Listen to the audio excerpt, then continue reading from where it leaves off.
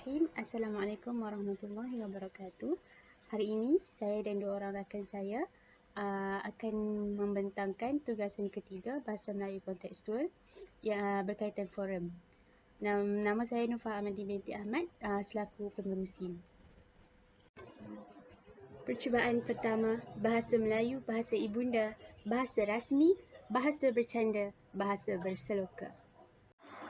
Percubaan kedua, Bahasa Melayu, Bahasa Perpaduan, Ketepikan Perkauman. Percubaan ketiga, Bahasa Melayu, Bahasa Ilmu, ayo kita martabatkannya ke pentas dunia. Bahasa Melayu, Bahasa Pemacu Kemajuan Antarabangsa. Bismillahirrahmanirrahim. Alhamdulillahirrabbilalamin. Wassalatu wassalamu ala ashrafil anbiya'i wa mursalin wa ala alihi wa sahbihi ajma'in. Assalamualaikum warahmatullahi wabarakatuh. Salam ukhuwah, salam kasih sayang, salam satu Malaysia. Syukur kita kepada Ilahi kerana dengan izinnya dapat kita bersua dalam suatu forum ilmiah pada pagi yang ceria dan mulia ini. Saya Nurfah Amandi binti Ahmad akan bersama-sama warga Dewan sekalian bagi mempengerusikan majlis forum. Sebelum itu, saya mohon kepada tuan-tuan dan puan-puan bagi memenuhi ruangan-ruangan yang kosong sebelum majlis dimulakan. Semoga kita semua beroleh manfaat yang berguna daripada forum ini. Sebagai pembuka tirai bicara, izinkan saya menyampaikan serangkap pantun. Burung tempua terbangnya rendah, hinggap sebentar di dahan sena. Bahasa Melayu, bahasa yang indah, terungkap kata 1000 makna. Hadirin yang dihormati, tajuk forum kita pada hari ini berkisar tema bahasa yang berfokuskan kepada bahasa Melayu sebagai bahasa ilmu dalam mengharungi cabaran Revolusi 4.0. Tetapi persoalannya, mampukah kita menjadikan bahasa Melayu sebagai bahasa ilmu yang tak lapuk dek hujan dan tak lekang dek panas dalam menelusuri arus pemodenan yang semakin hari semakin pesat membangun? Dunia marcapada menyaksikan kesan globalisasi di seluruh dunia mewujudkan satu fenomena bahasa Inggeris dimartabatkan sebagai bahasa antarabangsa. Hal ini kerana luasnya penggunaan bahasa tersebut di peringkat global. Selain itu, dapat kita lihat anak-anak muda pada masa kini lebih fasih berbicara menggunakan bahasa Inggeris berbanding bahasa Melayu. Hal ini berlaku kerana mereka telah dididik oleh ibu bapa mereka sejak kecil lagi. Oleh hal yang demikian, tidak heranlah sekiranya apabila generasi muda pada masa kini disuruh untuk bercakap menggunakan bahasa Melayu, mereka tidak mahu dan mereka enggan kerana tanggapan mereka terhadap bahasa Melayu sebagai bahasa yang lapuk dan tidak up to date. Walhal, bahasa Melayu juga mempunyai kekuatan untuk menjadi bahasa antarabangsa dan merupakan salah satu warisan negara yang tidak dapat ditandingi kehebatannya. Terlalu asyik berbicara tentang bahasa Melayu sehingga saya terlupa untuk memperkenalkan ahli-ahli panel kita pada hari ini yang anggun dan manis belaka serta sungguh bergaya pada hari ini.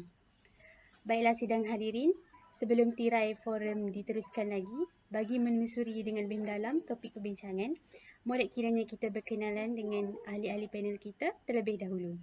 Di sebelah kanan saya, Saudari Nur Aina Zafira yang merupakan ahli panel pertama, kecil molek orangnya dan murah dengan senyuman.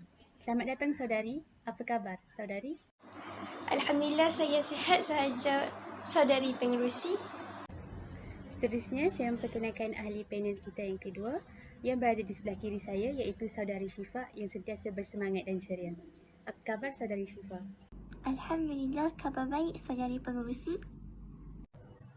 Usai salam perkenalan daripada ahli-ahli panel kita, kembali kita kepada topik forum kita iaitu Bahasa Melayu sebagai bahasa ilmu dalam mengharungi cabaran Revolusi 4.0. Sidang hadirin yang dihormati sekalian, izinkan saya membuka tirai forum kita dengan soalan pertama yang akan diajukan kepada saudari Nur Aina Zafira.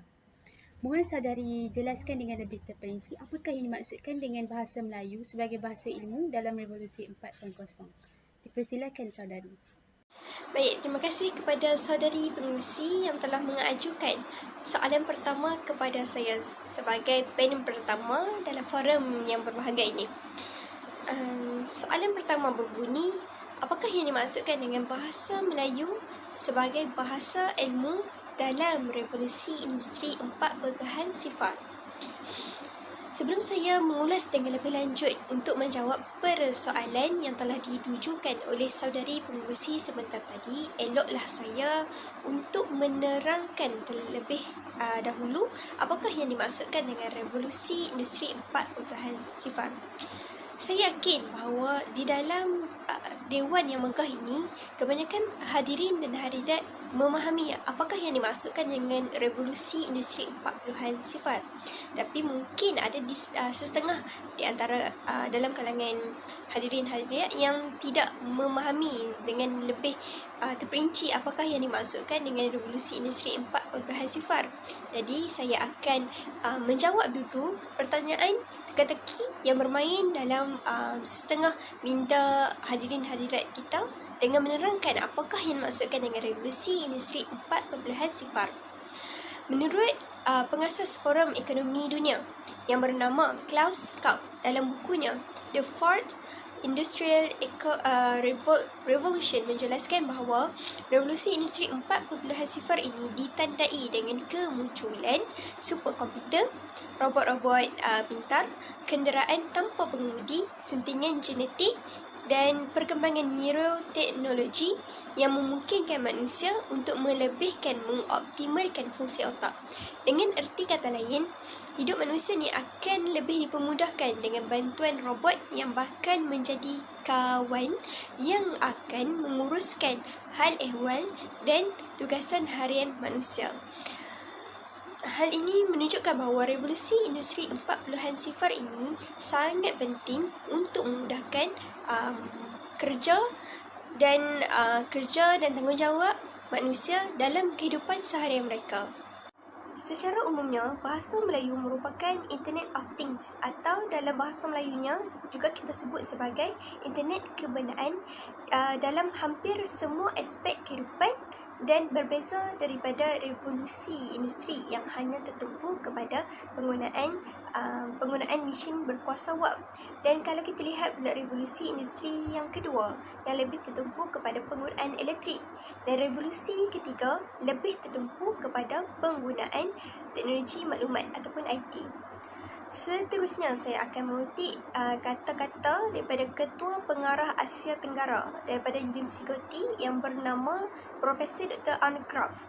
Beliau berkata, beliau sangat optimis bahawa bahasa Melayu akan kekal relevan dan menjadi lebih penting dalam RI4 ataupun Revolusi Industri keempat.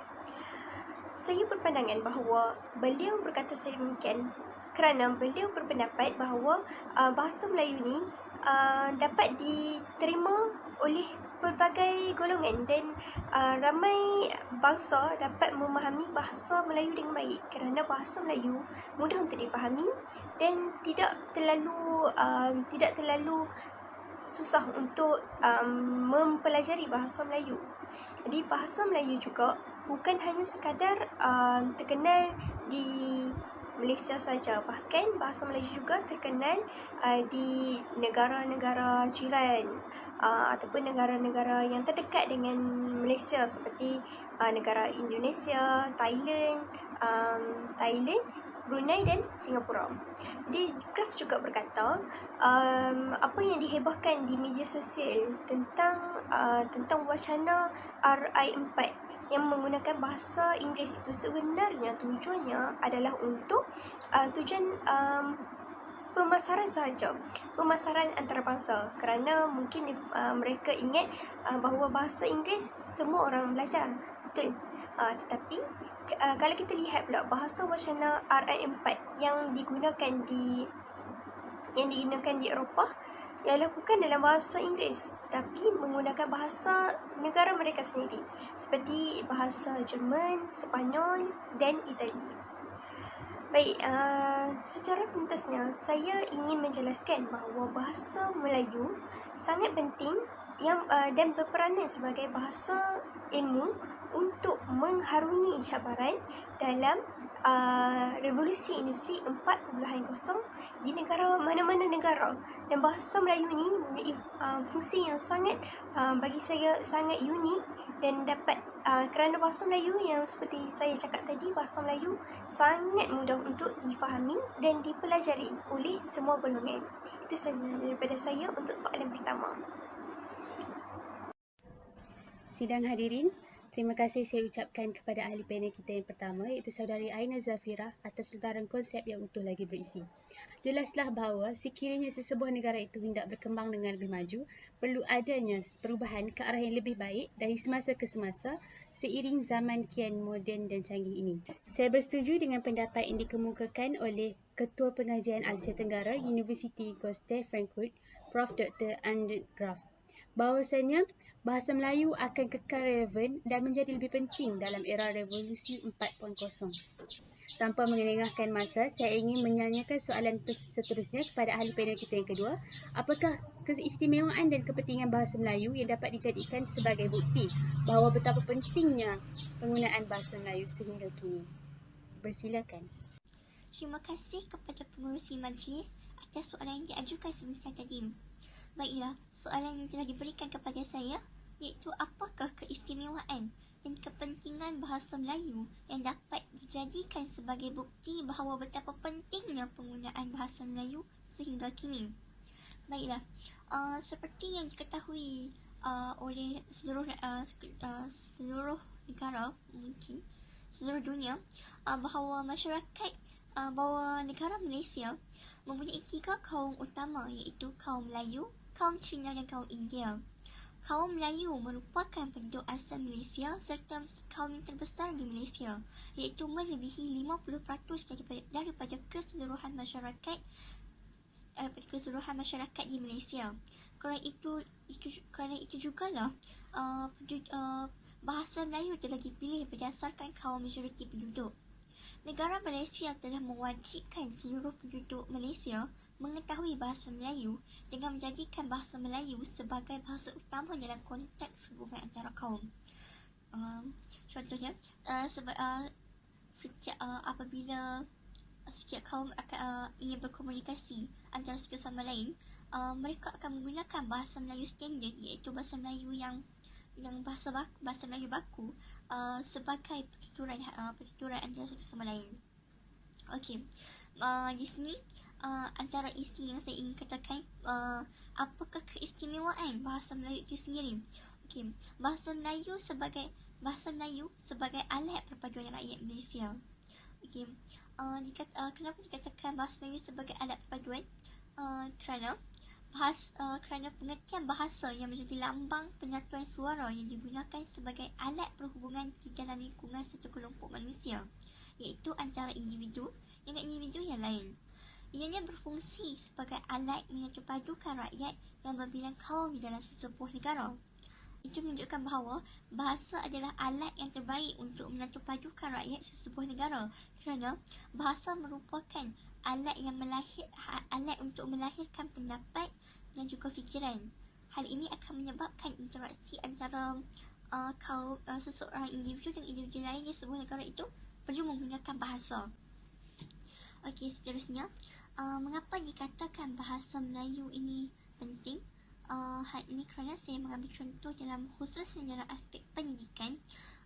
Dalam falsafah pendidikan, negara juga tegaskan bahawa betapa pentingnya semangat perpaduan kaum untuk melahirkan masyarakat Malaysia yang rela berbakti serta berkorban ke arah mewujudkan perpaduan kaum dengan cara mengamalkan sikap toleransi, bekerjasama dan hormat menghormati. Peranan bahasa Melayu menjadi asas perpaduan terus diberi penekanan dalam Pelan Induk Pembangunan Pendidikan 2006 hingga 2010 yang dilancarkan oleh Kementerian Pendidikan Malaysia KPM. Ini diperlihatkan dalam fokus Kementerian Pelajaran Malaysia KPM melalui teras kedua pelan itu, iaitu membina negara bangsa. Melalui Pelan Induk Pembangunan Pendidikan PIPP ini, bahasa merupakan elemen yang amat penting untuk menterjemah hasrat membina negara bangsa. Oleh itu, bahasa Malaysia telah diangkat untuk merangsang perpaduan kaum dan seterusnya menyatukan ras dan etnik di Malaysia. Jelaslah bahawa bahasa Melayu telah dijadikan sebagai alat perpaduan yang sangat penting antara masyarakat mereka untuk merealisasikan hasrat Kementerian Pendidikan Malaysia yang ingin menjadikan sistem pendidikan Malaysia menyamai taraf pendidikan dunia. Terima kasih saudari ahli panel kita yang kedua, iaitu saudari Syifa. Saya terpaku tatkala mendengar butir bicara tentang keistimewaan bahasa Melayu kepada kita semua. Namun begitu, masih terdapat segelintir pihak yang tidak menyedari akan keistimewaan bahasa Melayu sehingga sanggup mempertahankan bahasa-bahasa lain berbanding bahasa Melayu. Soalan saya yang seterusnya, buat ahli panel kita yang pertama, saya ingin bertanya tentang cabaran dan permasalahan bahasa Melayu yang berlaku dalam era revolusi 4.0 bagi memartabatkan, memperkasakan dan melestarikan bahasa Melayu sebagai bahasa ilmu. Terima kasih kepada saudari pengerusi kerana mengajukan soalan kepada saya buat kali kedua pada pusingan yang kedua, iaitu cabaran dan permasalahan bahasa Melayu yang berlaku dalam era revolusi 4.0 bagi memartabat, memperkasakan serta melestarikan bahasa Melayu sebagai bahasa ilmu. Jadi, kita akan tekankan kepada perkara yang amat berkait rapat dengan revolusi industri 4.0, iaitu pembangunan sains dan teknologi. Baik, pembangunan sains dan teknologi dalam peradaban barat bersifat sekular dan serta terpisah daripada sistem nilai budaya dan agama. Oleh itu, bahasa Melayu perlu dijadikan bahasa pengantar kepada pembangunan sains dan teknologi dalam tamadun di alam Melayu. Menurut Profesor Dr. Angraf, iaitu Ketua Pengajian Asia Tenggara, seperti nama yang saya pernah sebut semasa pusingan pertama sebentar tadi. Baik, menurut beliau, sejak pertengahan tahun 2010 lagi, istilah revolusi industri 4.0 ini semakin tersebar luas di negara Jerman sehingga menimbulkan kebimbangan terhadap kedudukan bahasa Melayu sebagai bahasa ilmu.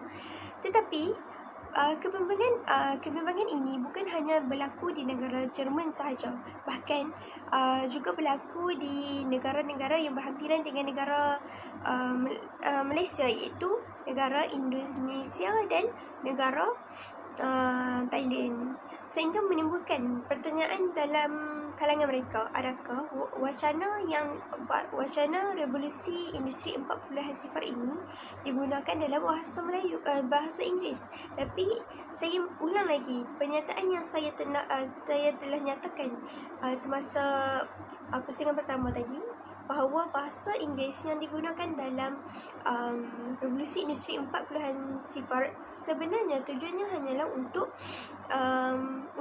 pemasaran antarabangsa, tidak lebih pada itu. Jadi tidak boleh bimbang terhadap perkara itu.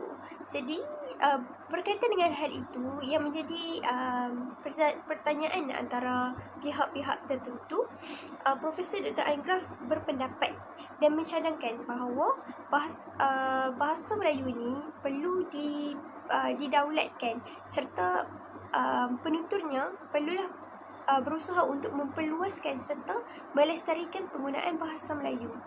Penutur jati iaitu kita. Maksudnya, penutur jati itu macam mana? Maksudnya, dalam kehidupan seharian mesti dia akan cakap juga bahasa Melayu.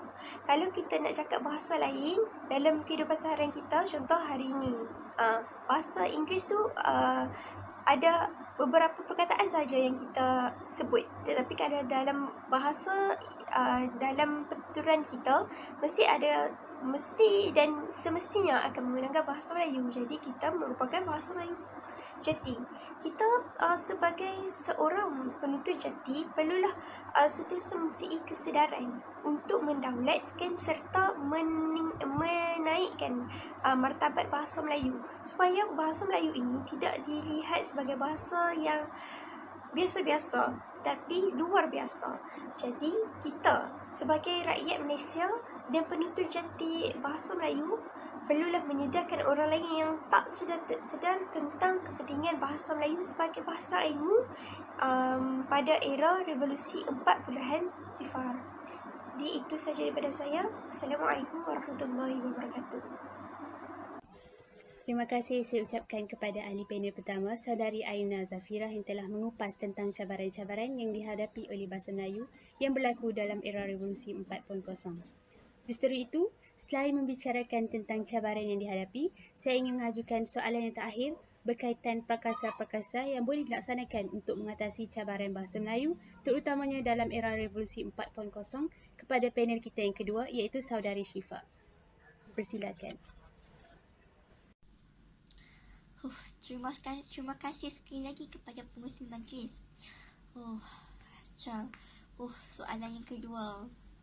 Okey, soalan yang diberikan kepada saya ialah apakah prakarsa ataupun kita panggil inisiatif yang boleh dilaksanakan untuk mengatasi cabaran bahasa Melayu terutama dalam era revolusi 4.0 ini. Okey, pertama sekali, apa inisiatif yang kita boleh lakukan ialah yang pertama, menimbulkan kesedaran rakyat tentang keistimewaan bahasa Melayu pada masa kini. Itu dengan cara maklumlah pada masa kini merupakan masa zaman globalisasi ataupun zaman teknologi. Semua yang berkaitan dengan informasi ataupun satu perkara hanya di hujung jari sahaja. Okey, begitu mudah untuk kita menyebarkan kepada rakyat tentang keistimewaan bahasa Melayu itu sendiri, iaitu dengan cara menggerakkan usaha melalui media massa. Okey, selain memikirkan aspek komersial, media massa mempunyai tanggungjawab sosial bagi memartabatkan dan mendaulatkan bahasa Melayu. Media massa memainkan peranannya yang terbaik dalam membantu memartabatkan bahasa Melayu di negara ini dan juga berfungsi sebagai pemerhati, penghubung, pentafsir dan juga penghibur. Apa yang dikatakan sebagai media sosial ini boleh dikatakan sebagai pemerhati ialah disebut kerana pengguna media massa itu akan memerhatikan bahasa-bahasa ataupun penggunaan istilah yang digunakan di seluruh negara, bukan sahaja di Malaysia, malah di seluruh dunia. Yang menggunakan media massa akan memerhatikan setiap bahasa di negara-negara tertentu. Okey, kenapa dikatakan media massa ini juga sebagai penghubung? Media massa merupakan penghubung di antara pengguna dan juga pengguna yang di antara pengguna yang mengamalkan banyak bahasa. Misalnya di negara Malaysia, kita menggunakan bahasa Melayu, dan di negara misalnya di USA, di Amerika menggunakan bahasa Inggeris. Oleh itu, media massa menjadi penghubung kepada antara satu sama lain. Yang ketiga, iaitu mengapa dikatakan media massa merupakan pentafsir? Kerana media massa yang akan menjadi laluan kepada yang membaca di media sosial. Okay, yang keempat, media massa ini dikatakan sebagai penghibur kerana dengan melalui media massa juga bahasa Melayu itu boleh menjadi sebagai hiburan,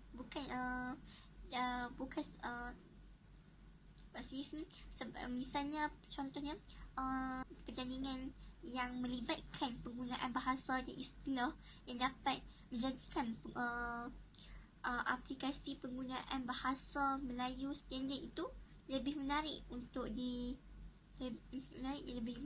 diaplikasikan dalam kehidupan. Maklumlah sekarang masyarakat umum lebih gemar menggunakan bahasa yang bahasa rojak, bahasa dialek negeri sendiri. Ini akan menyebabkan pegangan kepada bahasa Melayu standard itu sendiri menjadi kurang utuh dan kurang kukuh. Okey.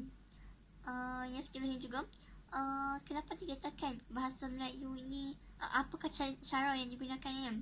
Cara yang kedua iaitu mempraktikkan bahasa Melayu standard dalam institusi pendidikan. Usaha ini perlu dimantapkan semula dari peringkat prasekolah sehingga peringkat pengajian tinggi. Iaitu kerajaan perlu memberikan penegasan yang lebih berat kepada usaha pembudayaan bahasa Melayu sebagai asas penyuguhan tamadun bangsa Malaysia dalam dua aspek yang penting.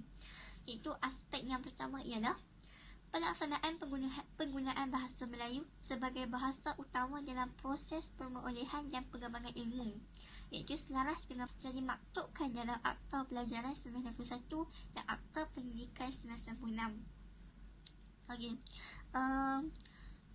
Kenapa jika excuse me, bila menyebut tentang institusi pendidikan, sudah tentu tenaga pengajar yang akan perlu memberikan perhatian lebih kepada penggunaan bahasa terhadap untuk mendidik anak-anak bangsa pada masa kini yang telah hilang nilai standard bahasa Melayu tersebut dalam diri mereka. Tugas seorang guru adalah dengan cara membetulkan dan mengajarkan mereka tentang penggunaan istilah yang betul dalam bahasa Melayu standard. Okey, yang kedua, aspek yang kedua iaitu pembudayaan bahasa yang baik, teratur, santun dan mewakili budaya tinggi melalui kegiatan pengajaran dan pembelajaran, sukatan pelajaran, buku teks dan bacaan tambahan serta melalui aktiviti kurikulum. Dengan demikian diharapkan bahawa pelbagai ragam bahasa tidak rasmi, sama ada bahasa sembang internet, bahasa SMS atau bahasa lain yang akan sampai menggugat bahasa yang mewakili budaya kita, iaitu budaya teras kita. Sebagai contohnya, dalam institusi pendidikan juga mempunyai komponen bahasa dan juga persuratan dalam pelbagai program negara, iaitu semua program negara yang bersifat pembinaan sasiah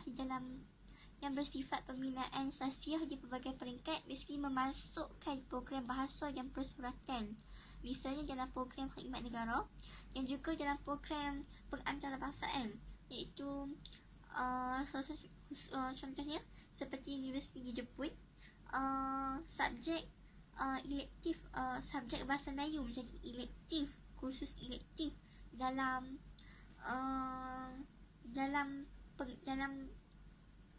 pengajian, dalam sistem pengajian di Universiti Jepun tersebut. Ini juga adalah cara ataupun inisiatif yang dapat mengembangkan lagi penggunaan bahasa Melayu itu di peringkat antarabangsa antaranya. Okey, saya harap dapat menjawab soalan. Terima kasih kepada saudari Syifa. Sebagai penutup bicara, saya ingin memohon kepada setiap ahli panel untuk membuat serba sedikit rumusan perbincangan kita pada hari ini.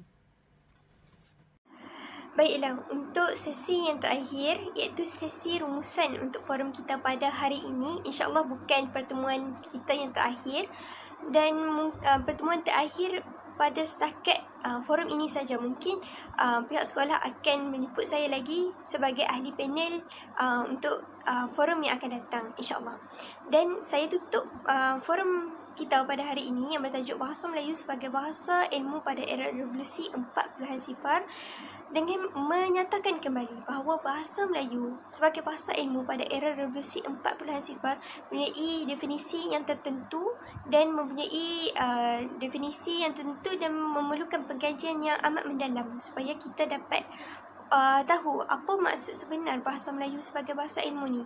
Dan kita sebagai rakyat Malaysia dan penutur jati bahasa Melayu sepatutnya mempunyai kesedaran dan sentiasa berusaha untuk mendaulat serta memperkasakan bahasa Melayu atau yang lebih dikenali sebagai lingua franca pada masa dahulu.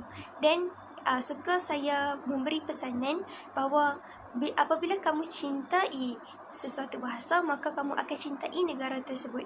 Kerana daripada bahasa itu terungkapnya sejarah yang tidak dapat diungkap di sisi kacamata saja, tapi memerlukan kecintaan yang mendalam terhadap negara dan bahasa tersebut. Itu saja daripada saya.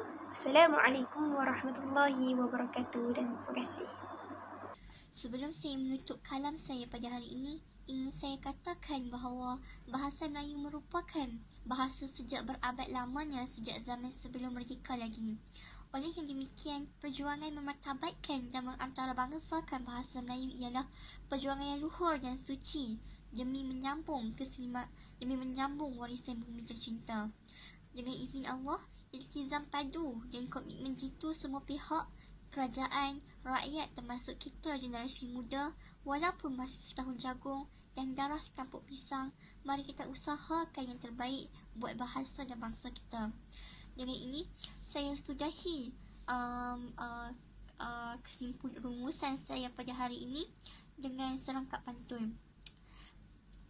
Petang hari pergi ke pekan, pulang membawa sebungkus laksa. Hidup muhibah perlu diamalkan di negara Malaysia berbilang bangsa. Dengan ini, sekian, terima kasih. Assalamualaikum warahmatullahi wabarakatuh.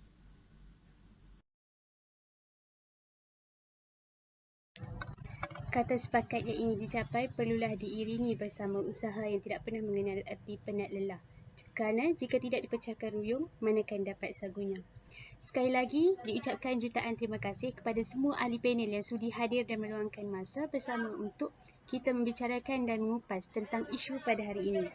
Semoga intipati forum ini dapat dijadikan teladan kepada hadirin untuk bersama-sama kita memartabatkan bahasa Melayu di pentas dunia. Yang baik itu datang daripada Allah dan yang buruk itu datang daripada kelemahan diri saya sendiri. Saya sudahi forum kita pada hari ini dengan serangkap pantun. Bunga seroja di atas para, jauh ditimpa buah berangan. Andai kata tersilap bicara, kemaafan jua kami pohonkan. Wabillahi taufiq wal hidayah. Wassalamualaikum warahmatullahi wabarakatuh.